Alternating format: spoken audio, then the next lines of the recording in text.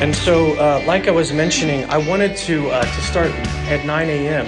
so that we could do these morning prayers, so that we could cover these urgent prayer requests.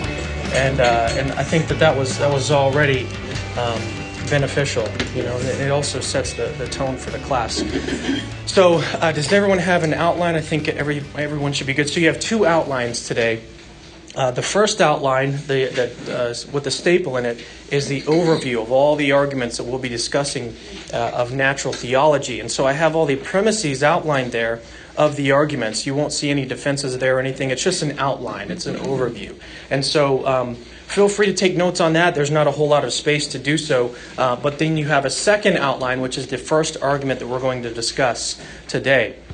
But before that, I want to just lay out some basic guidelines for philosophical arguments and how these should be assessed. And so, first of all, what is natural theology?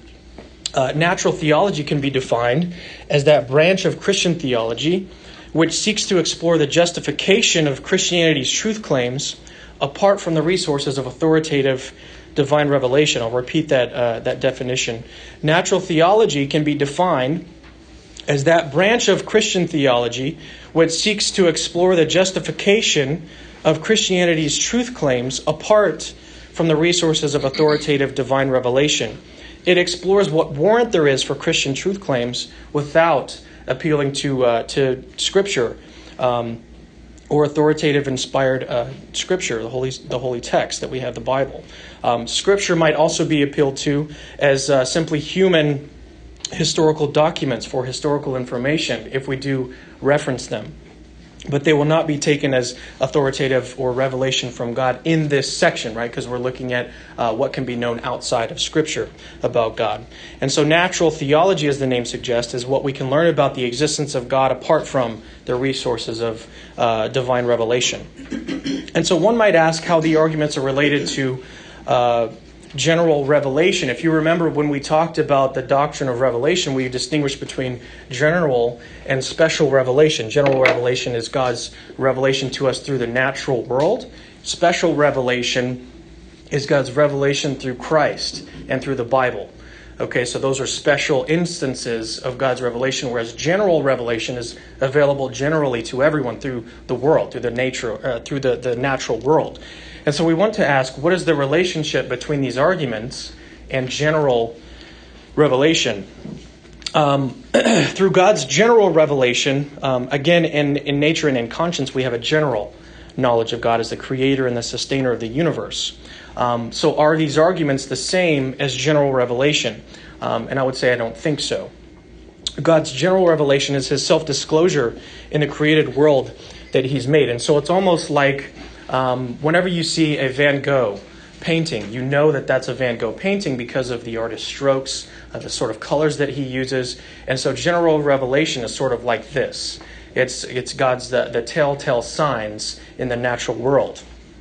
And you don't have to infer that this is the artist that painted this. You simply, by looking at the painting, you know who painted it, right? And so that's sort of what general revelation is like. But the arguments of natural theology are human constructs, and they're sort of the human reflection upon the data in the universe, in the natural order, the natural world. These arguments are not divinely given. Therefore, they are fallible and can be unsound. Every generation is going to be called to construct new arguments for God and to assess the arguments that do exist and to develop new arguments. And so natural theology is sort of an evolving project that is constantly renewed and growing. And so basically you can feel free to disagree with any of the arguments that we present here because they are all, like I said, human constructs. I think they're good arguments, but you're free to disagree with them. If you don't think that they're sound arguments, feel free to reject them. Good morning. Good morning.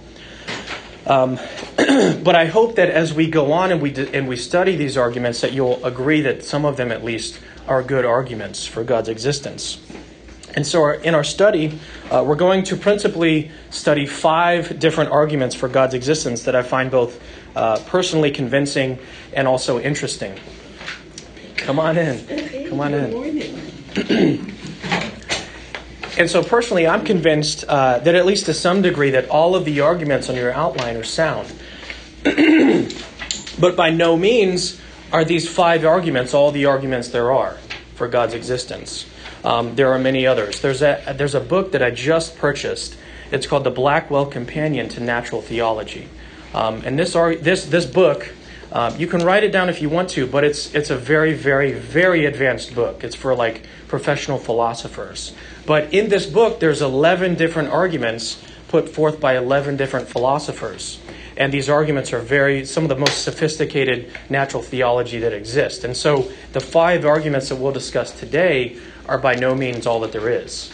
Let me pull this down here.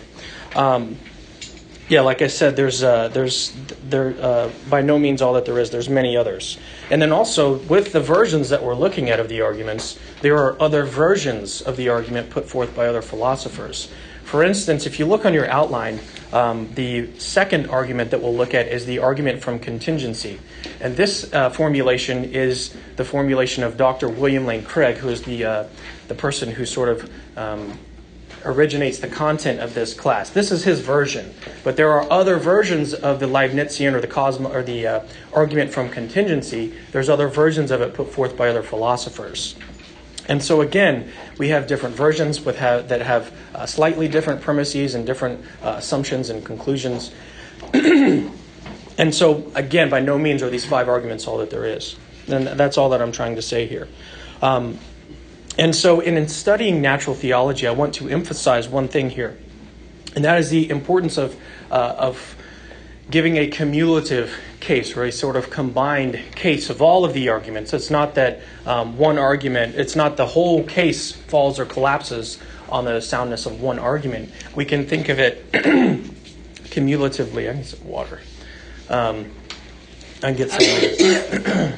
Appreciate it. So we can think about it as a cumulative case. And so an analogy to this would be in the court of law. And so we might have different pieces of evidence against the accused, right? Maybe we have fingerprint evidence. Hey, babe. Thank you. This is an awesome book I asked her to bring for me. And so, again, we want to build a cumulative case. And so the analogy that I'm giving is in a court of law, how we have very, very much appreciated.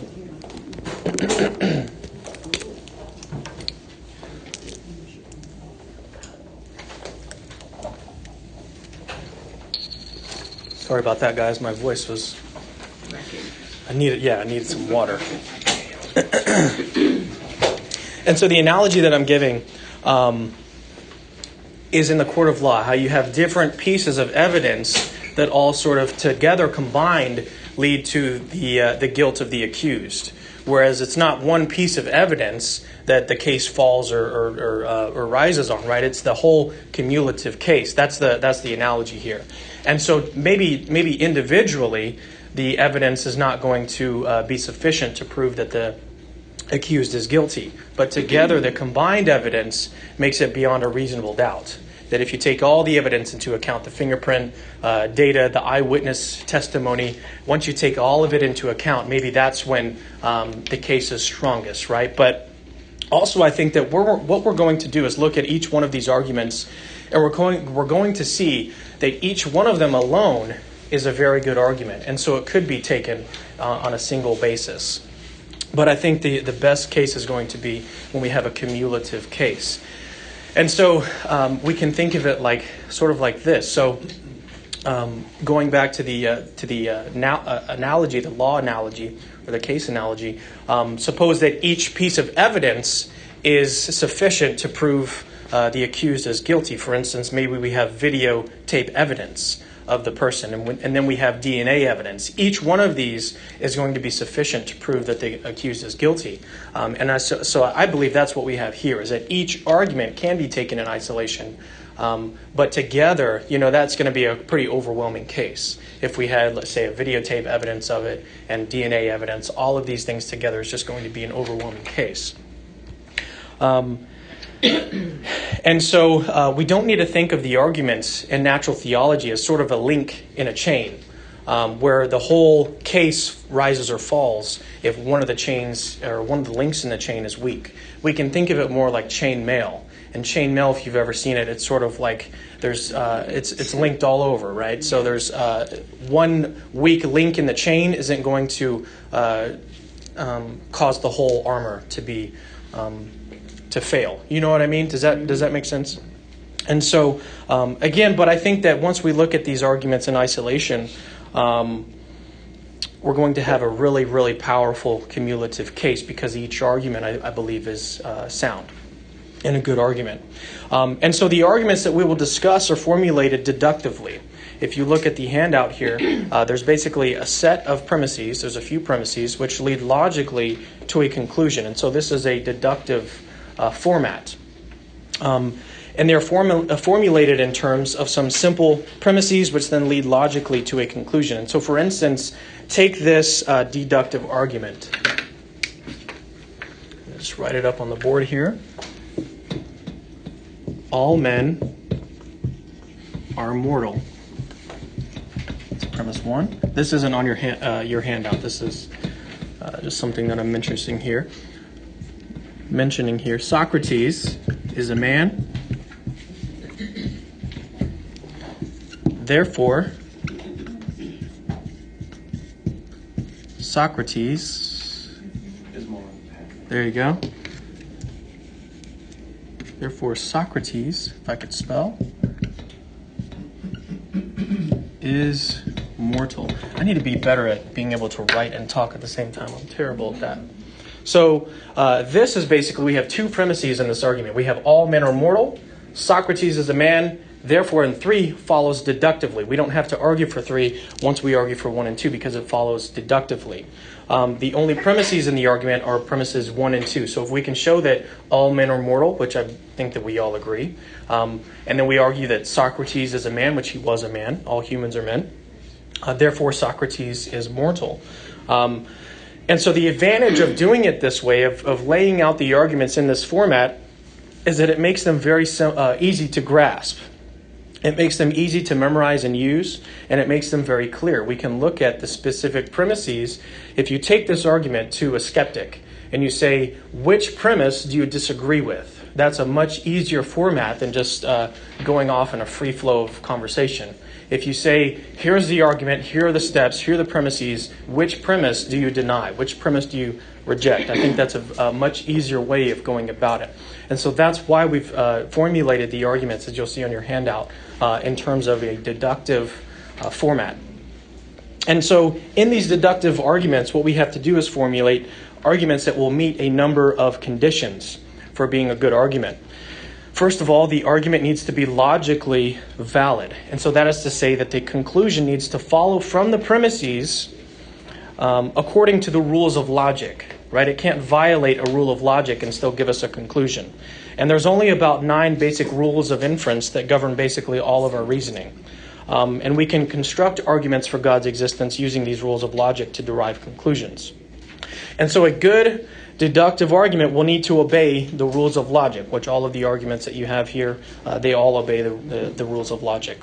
It needs to be logically valid. But then in addition to being logically valid, the argument also needs to be sound. And that is to say the premises of the argument need to be true. It's not enough to have a valid argument, a logically valid argument. You have to have premises that are true. It's not enough to just have a logically valid argument. So if you have an argument which obeys the rules of logic and has true premises, then it is guaranteed that the conclusion is true. So if you have true premises and a logically valid argument, it's guaranteed necessarily that the conclusion is true. The conclusion necessarily follows.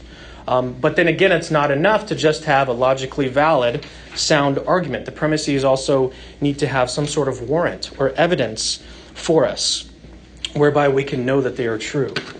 Would you help me write something on the board? I'm going to show you an argument that is... No, it's very easy. I'm going to show you an argument that is logically valid, and the premises are true, but it's a bad argument. Okay?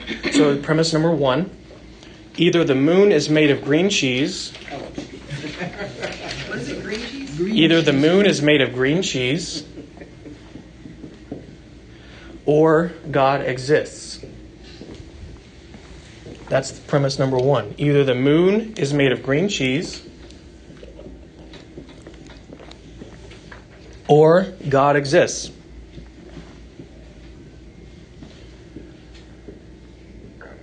Number two, the moon is not made of green cheese.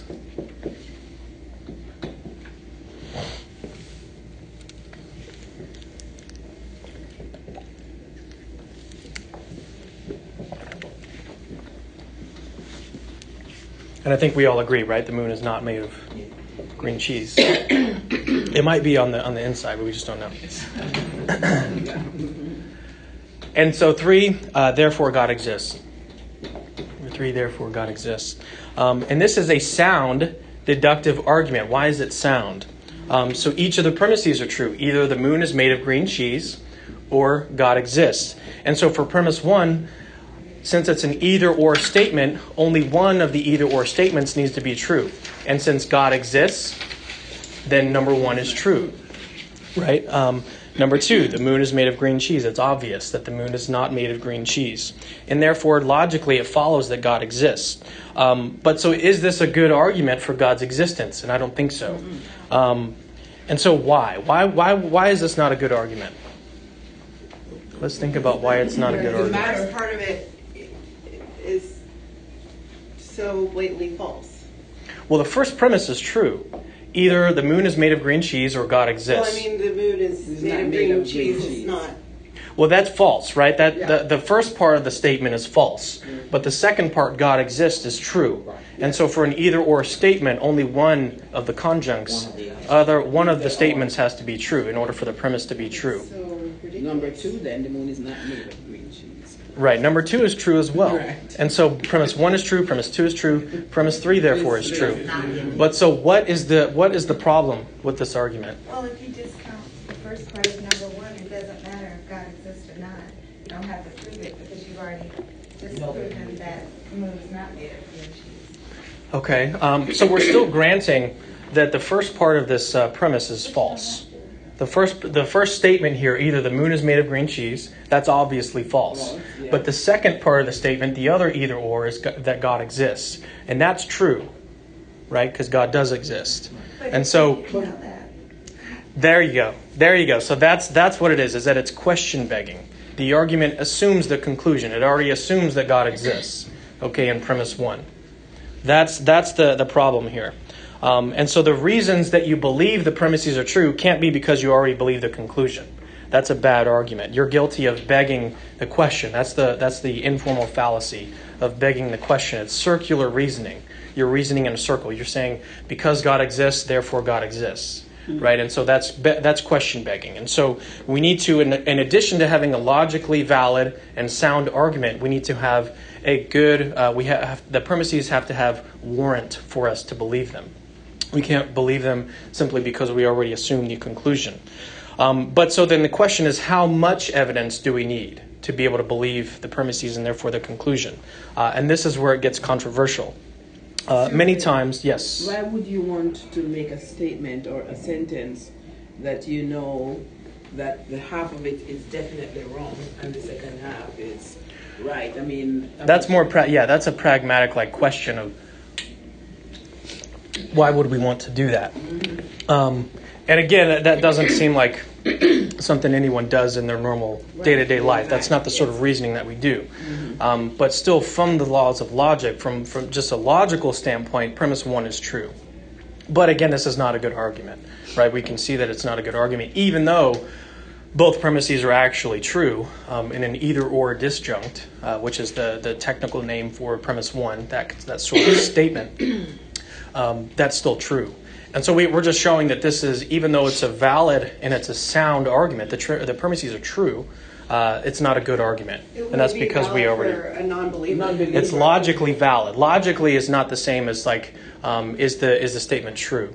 But logically valid, it does follow deductively by the laws of logic. So I'm using the term valid in a different sense than how we normally use the term. Logically valid means, does it follow the laws of logic? Is it in accord with the laws of logic? And it is. And so that's what you would say if they say, well, it's not valid. You say, well, I'm using the term valid in a technical sense, in the sense that it's logically valid. It follows the laws of logic.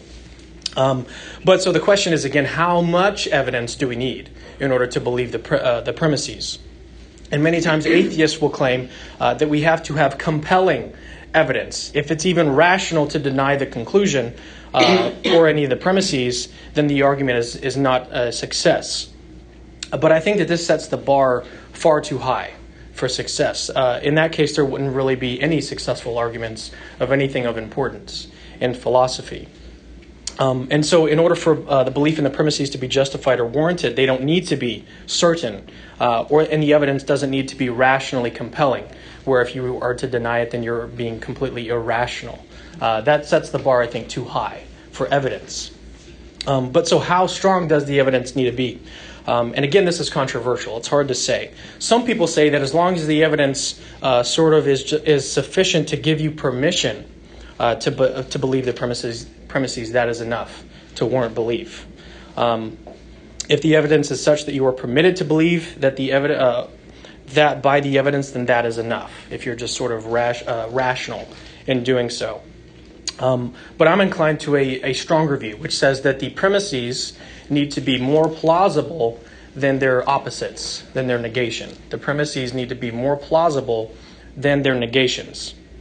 And then further, someone could say that, well, that's not enough. It's got to be the conjunction of the premises need to be more plausible. And I think that what we'll see is in the arguments, we will see that all of the premises do have a good amount of warrants, where it's not just, say, 51% likely that the premise is true. But so I think that if we use that standard tentatively, if we use that standard of more plausible than its negation, then I think that that's a fine standard of evidence to believe the premise. So I want to open it up here for discussion. If we have any questions or discussion on arguments and how they work and all that stuff. Just kind of define proper basicality so people know what that is. So we're about to get into that. That's the first argument. We haven't got there yet. Oh, okay. We haven't got there yet.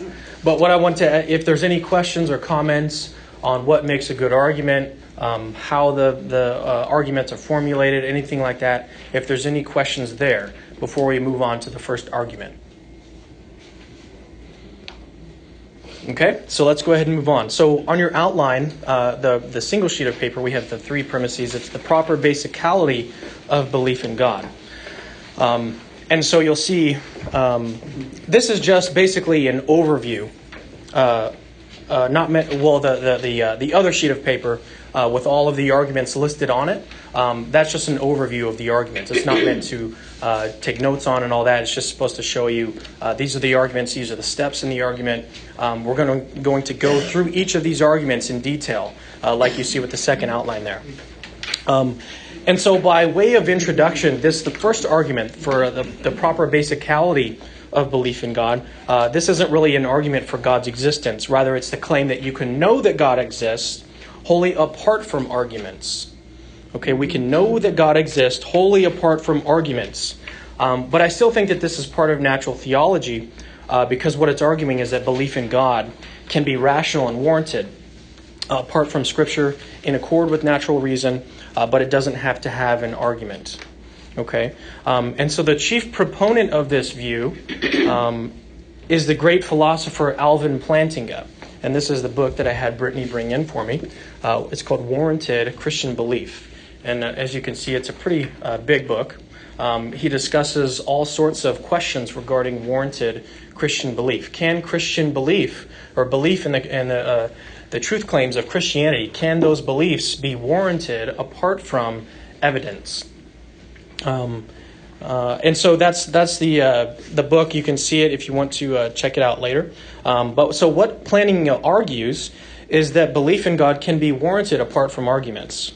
And he makes it clear in the book that he does think that when you consider all the arguments for God's existence, it's more probable than not that God exists. He makes that clear in the book, that he says when you consider the arguments for God, he believes that it's more probable that God exists. So the probability based upon the arguments is that God exists. But while he thinks that arguments are sufficient to justify and warrant belief in God. They're not necessary. Okay, you can have warranted rational belief in God wholly apart from arguments, which is pretty much the case for anyone around the world, right? Not everyone has access to these arguments and has someone who can teach them what they mean and all that sort of thing. And so we want to discuss whether or not we can have warranted Christian belief apart from arguments and evidence. And Plantinga calls his view Reformed epistemology. Reformed epistemology, and this is after the reformer John Calvin. So Reformed epistemology is what he calls it. Epistemology is the study of knowledge. That's what the term means. And so he basically says we're going to reform our view of knowledge, right? And so that is sort of, because before this, it was sort of like the view that was mainstream back then was that you had to sort of go based on the evidence. You had to believe what the evidence suggested.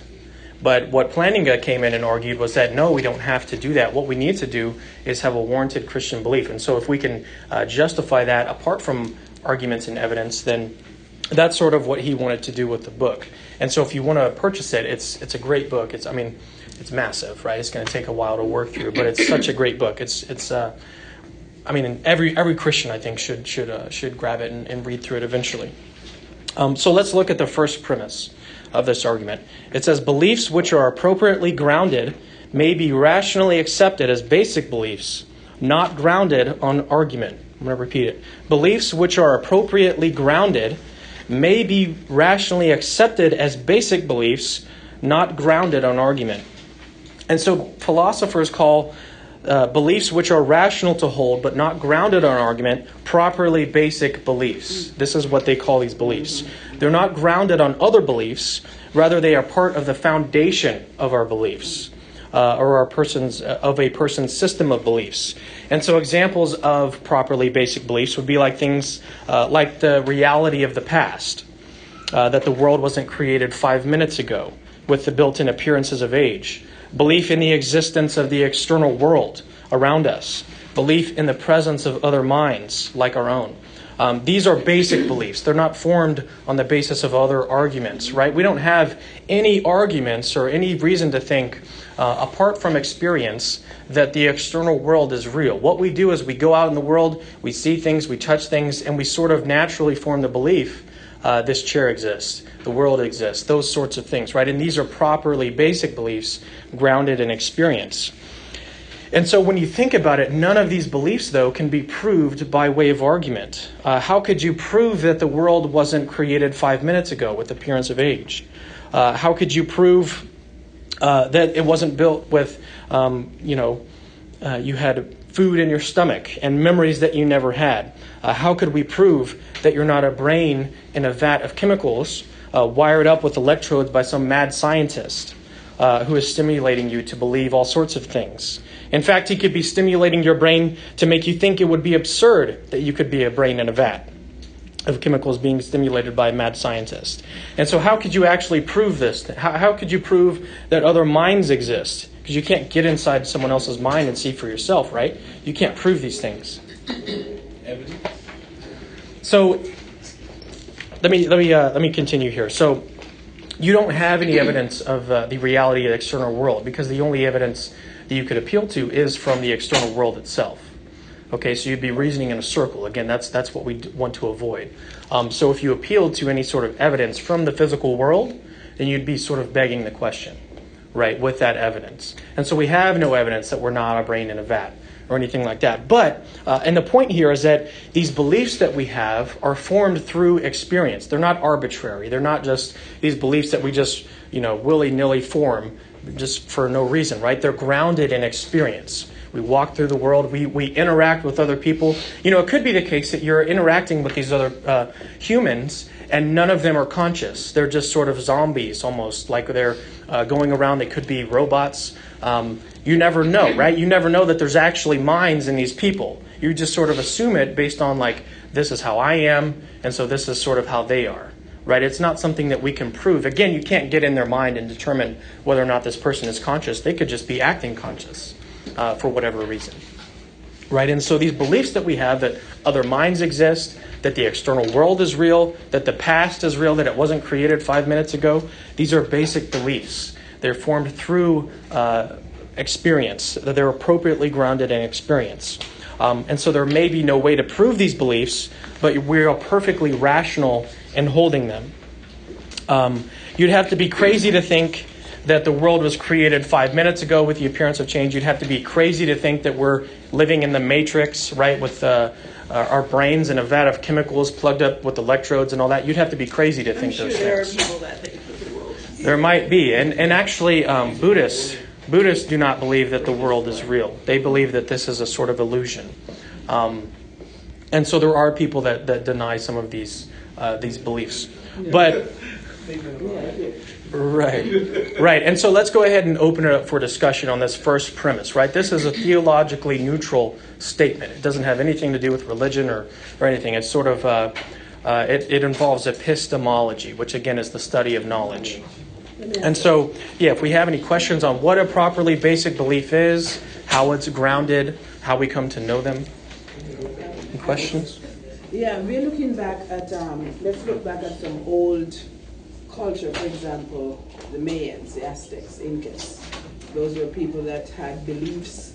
They had, we believe in a God from a Christian standpoint, but when you look at the old, archaic culture, they do have their own God, and they believe that from that God, all these things happen. Right. So when we study this here, we're looking from it from a Christian standpoint, correct? Because if you talk to somebody that is in a different culture, Africans, or as I mentioned, the in the old culture, if we should argue with them, they're going to believe, there is a God. Because of all these things that's happening, I believe in a superior being, right, is probably what they would say. So if we're supposed to converse with them, I would think that we would get to the same conclusion. Which conclusion? That God exists? That God exists, but it's not the God that we know, but it's the God that they know. So we might find some similarities in our beliefs about God, but we would find differences, right? If they believe that God is a physical being, that would be a difference for us. And Conroy, I don't know if he still believes that perhaps God is physical in heaven, but for the most part, Orthodox Christianity teaches that God is a non-physical being. He's incorporeal. Mm-hmm. He has no physical body. And so that might be a place of disagreement there. It just depends. You'd have to look at their beliefs, what they believe, and sort of figure out what sort of rationale or warrant there is for believing this. Okay, and so, but back to the first premise. So if there's any comments or questions on the proper basicality of these beliefs that we have in the external world, in the reality of the past. Again, has anyone doubted that the past is real? Have you ever doubted that maybe it was created 5 minutes ago with the appearance of age? Have you ever doubted that? Right, and so that isn't something that we, if you think about it, that isn't a belief that we form through arguments or evidence. Right? That's just simply not something that we formulate through. Yeah, but does anybody really believe that 5 minutes ago, all this stuff happened? Only because as we, as human beings walking this earth, we have a sense of time. Right. So 5 minutes ago would literally mean that you were just born. It would, yeah. So I hear what you're saying that some people can go with that, but in terms of time, as we understand. Mm-hmm. See, but what we have right in this moment, what we have are memories. Okay, we have memories of the past. And so it could be the case that these memories were just implanted there. Right? It could just be photos, everything. You could have the food in your stomach from this morning, from your breakfast, could have just been zapped there. Right? And so that could be, and so we don't have any arguments or evidence against this. We can't, there's no possible way to do that. Yet, we're still rational, completely rational and warranted in believing that the past is real. Right? And that's based on the experience. We have these memories and we experience, it's basically it's our memories. We also have some sort of evidence that we could look at. For instance, if I go home, I'm going to see a stove. I'm going to see a, on the counter. And so that's the sort of evidence that we might be able to find. But we don't do that. We don't look for it. You still, that could have been placed there. It still could have been placed there, right? Right, exactly. And the other one is that the external world is real. Any evidence that you appeal to that the external world is real is going to be from the external world itself. Right. And so there's no way. Yeah, there's no way to prove it. You have to assume that and it's not arbitrary, right? We're walking through the world. We see the church. We see our cars. We see the table. We see coffee. We drink coffee, and so we think that we naturally form the belief that we're interacting with a physical world of physical objects, right? And so that's just a natural belief that we form through experience. Okay, so, because I'm there with you. Got it. What I'm saying is that, so then if that's the case, then any argument can literally fall under that same pretense or context that, this was implanted or this is not sound, because basically it relies on someone else's experience or understanding of that experience, correct? Can you say that again? Ask the question one more time.